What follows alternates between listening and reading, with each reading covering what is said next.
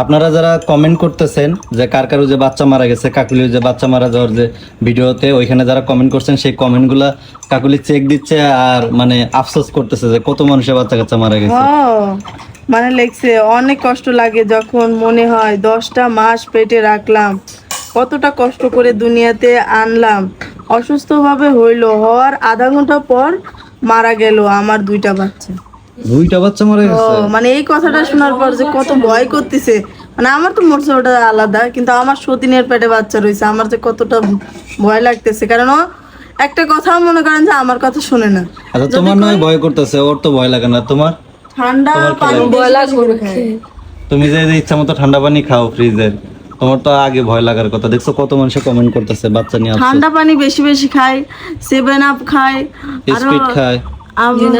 এটা মিথ্যা কথা। স্প্রিট 7 আপ এখন স্পিড তো আমি খেতে দেই না। এর ভিতর কেডা খাইলো?